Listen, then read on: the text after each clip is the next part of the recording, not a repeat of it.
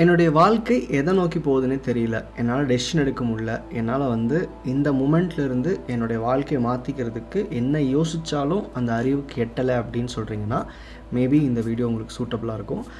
ஒருவேளை ஈர்ப்பு விதி பயிற்சிகளை ரொம்ப நாளாக இருக்கீங்க, நீங்கள் பயிற்சியெல்லாம் பண்ணியிருக்கீங்க அப்படின்னா, மேபி இந்த வீடியோ உங்களுக்கு ஒரு மாதிரி போரிங்காக இருக்கலாம். ஏன்னா நான் இங்கே எதுவும் புதுசாக சொல்ல வரல. இந்த பயிற்சியின் மூலமாக என் வாழ்க்கையை அடுத்த கட்டத்துக்கு கொண்டு போகணும்னு நினைக்கிற, ஈர்ப்பு விதியை பற்றி இன்னும் முழுசாக புரிஞ்சுக்காத, இல்லை ஈர்ப்பு விதிக்கு புதுசு அப்படின்னு சொல்கிறவங்களுக்கு இந்த வீடியோ கண்டிப்பாக சூட்டபுளாக இருக்கும்.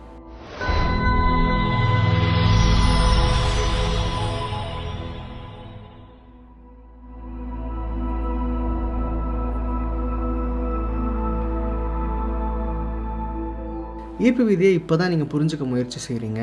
நிறையா வீடியோஸ்லாம் யூடியூப்பில் பார்த்தீங்க. என்னோடய சேனல்லையும் அதோட ஒரு பகுதியாக நீங்கள் பார்த்துருக்கீங்க அப்படின்னா, நிறைய விஷயங்கள் கற்றுருப்பீங்க. உங்களுக்கு இதன் மூலமாக வாழ்க்கையில் ஏதாவது ஒரு விஷயம் மாறும் அப்படின்ற நம்பிக்கையெல்லாம் இருக்கும். ஆனால் நீங்கள் இப்போ என்ன மாதிரி சேனல் ரன் பண்ணுறவங்க இல்லை என்கிட்டயே கேட்டிங்கனாலும், எடுத்த உடனே இந்த ப்ராக்டிஸ் பண்ணுங்கள் லைஃப் மாறும் அப்படின்னு சொல்கிறோன்னா அது உண்மை கிடையாது. ஈர்ப்பு விதின்றது நம்ம எண்ணங்களில் ஏற்படுற சில விஷயங்கள் நம்ம வாழ்க்கையில் பார்க்கக்கூடிய உணரக்கூடிய தன்மையை மாற்றுது, நம்ம பர்செப்ஷனை ஷிஃப்ட் பண்ணுது. அப்போது இன்றைக்கி லைஃப்பில் நான் சக்ஸஸ்ஃபுல்லாக இருக்கேனா இல்லை நான் ஸ்ட்ரகிளோடு ஃபீல் பண்ணுறேன்றது எனக்குள்ளே என்ன நல்ல எண்ணங்கள் இல்லை என்ன கழிவுகள் என்ன என்னுடைய லிமிட்டிங் பிலீஃப்ன்றதை பொறுத்து தான் வாழ்க்கை மாறும். ஒருவேளை யாராவது இல்லை இந்த 2 ப்ராக்டிஸ் பண்ணுங்கள் லைஃப் மாறும்னு சொன்னாங்கன்னா, மேபி அதனால் மொமெண்ட்ரியாக அவங்க பிரச்சனையை சால்வ் ஆகலாமே தவிர வாழ்க்கையை முழுமையாக மாற்றுறதுக்கு இதில் தொடர்ந்து சில பயிற்சிகள் செய்யும்போது தான் நீங்கள் அதை மாற்றிக்க முடியும். ஸோ என்னோடய சைடில் ஈர்ப்பு விதியின் மூலமாக உங்களுடைய இப்போ இருக்கிற சிச்சுவேஷனை மாற்றுறதுக்கு என்ன பண்ணலான்னு ஒரு ஃபியூ ஸ்டெப்ஸ் நான் சொல்கிறேன்.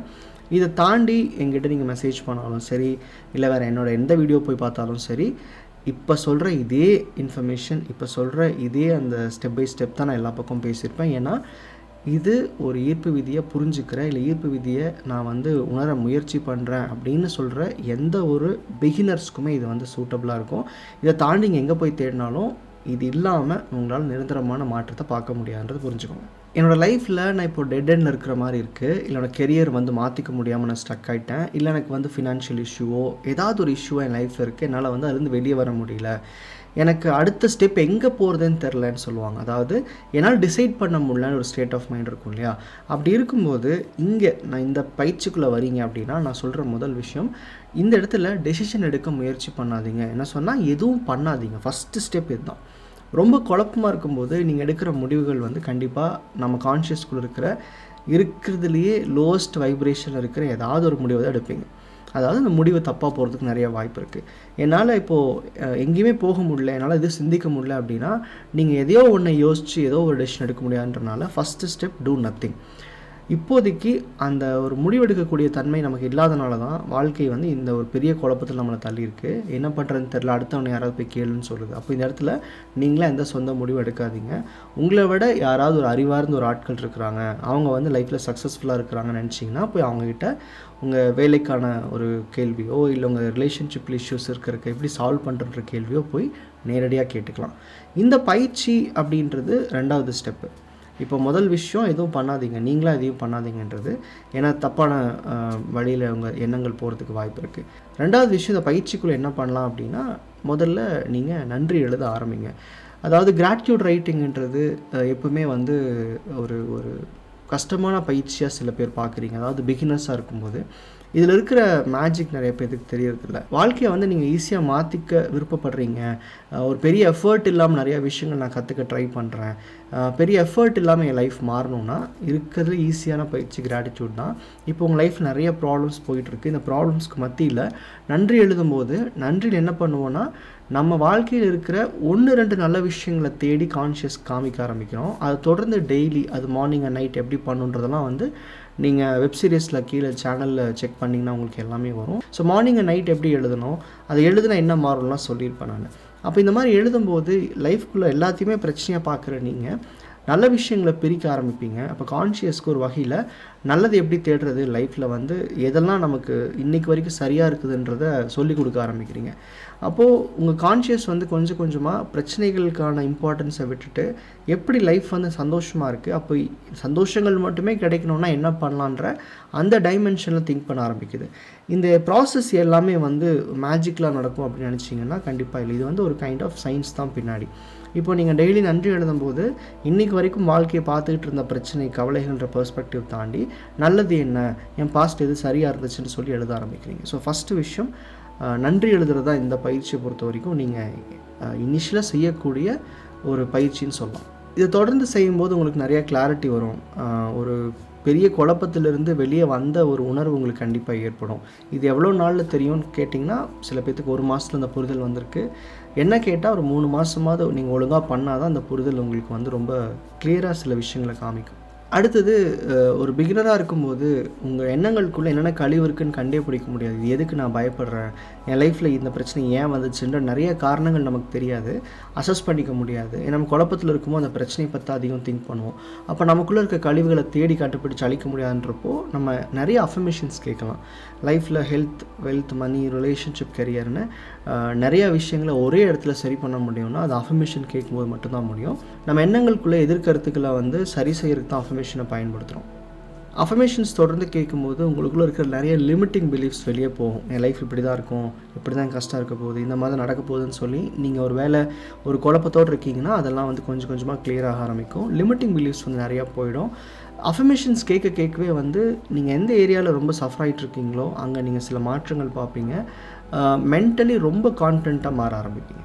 அடுத்து 4வது விஷயம் என்ன அப்படின்னா, நீங்கள் இந்த இவ்வளோ குழப்பத்துக்குள்ளே மாட்டிக்கிறதுக்கும் உங்களால் உங்கள் அறிவை பயன்படுத்தி வாழ்க்கையை மாற்றிக்க முடியல, நான் ஸ்டக்காக இருக்கேன்னு சொல்கிறதுக்கும் காரணம் டூ மச் ஆஃப் இன்ஃபர்மேஷன் நம்ம கான்ஷியஸ்குள்ளே போய் ஸ்டோர் ஆகிறது தான். அப்போது ஒரு 6 to 8 monthsக்கு என்ன கேட்டிங்கன்னா மீடியாவை கம்ப்ளீட்டாக ஜீரோ பண்ணணும். இங்கே தான் நிறையா பேருக்கு வந்து இந்த ஈர்ப்பு விதியை ஃபாலோ பண்ணுறதுல ஸ்ட்ரகிள்ஸ் ஃபேஸ் பண்ணுவீங்க. காரணம் என்னென்னா, எனக்கு நிறையா பிரச்சனைகள் இருக்குது, ரிலாக்ஸ் பண்ணிக்கிறதுக்கு எனக்கு மீடியா வேணும், இல்லை எனக்கு இப்போ அந்த ஒன்று தான் எனக்கு காப்பாற்றிட்டு இருக்குன்னு சொல்வீங்க. உண்மை சொல்ல போனால் உங்கள் லைஃப்பில் பிரச்சனை வர்றதுக்கான ஒரு உண்மையான காரணம் அதுவாக கூட இருக்கலாம். அப்படிங்கிறப்போ மீடியா வந்து கண்டிப்பாக ஆகாது, நம்மளை தெளிவாக சிந்திக்க விடாது. நமக்கே வந்து நல்ல எண்ணங்களை தேடிக்கிட்டு இருக்கோம், இல்லை கழிவுகளை வெளியேற்ற முயற்சி பண்ணுறோம். நம்ம ஒரு மீடியா கன்சியூம் பண்ணும்போது அது என்ன நமக்கு கொண்டு வந்து சேர்க்குதுன்னு தெரியாது. நீங்கள் ஒரு பிகினராக இருந்தீங்கன்னா இந்த பாயிண்ட் கேட்கும்போது இல்லை ஈர்ப்பு இதெல்லாம் செட் ஆகான்னு நினைப்பீங்க. ஆனால் வந்து ஒரு பெரிய டிரான்ஸ்ஃபர்மேஷனுக்குள்ளே போகும்போது இப்போ கிடச்சிக்கிட்டு இருக்கிற ஒரு இன்ஸ்டன்ட் ஹாப்பினஸை ஸ்டாப் பண்ணாமல் உங்களால் லைஃப்பில் உங்களுக்கு கிடைக்க இருக்கிற ஒரு நிலையான சந்தோஷங்களை உணரவே முடியாது. இப்படியே நீங்கள் லைஃப்பில் இருக்க போகிறது கிடையாது.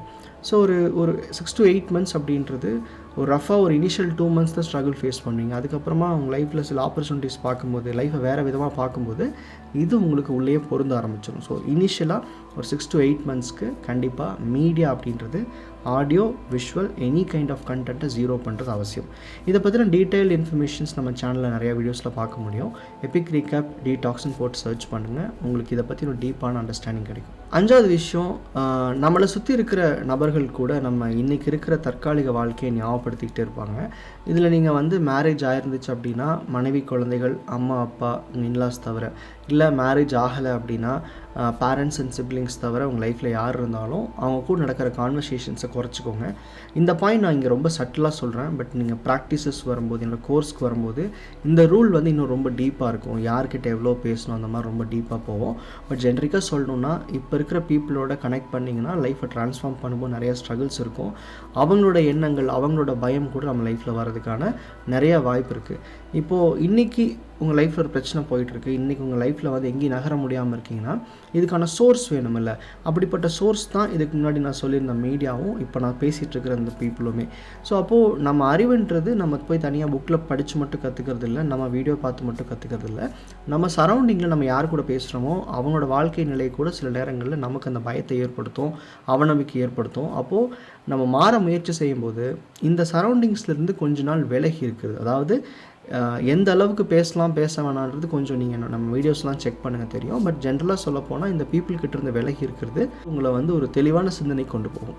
இப்போது பீப்புளை எவ்வளோ காலம் விளக்கலாம் அப்படின்னா அட்லீஸ்ட் 1 year. அதாவது நம்ம ஒரு டிரான்ஸ்ஃபர்மேஷனுக்குள்ளே போகும்போது, மாற்றங்கள் நடக்கும்போது திரும்ப பீப்புள் கூட பழகிறது, பேசுகிறது பண்ணோன்னா திரும்ப அதே குழப்பத்துக்குள்ளே போயிடுவீங்க.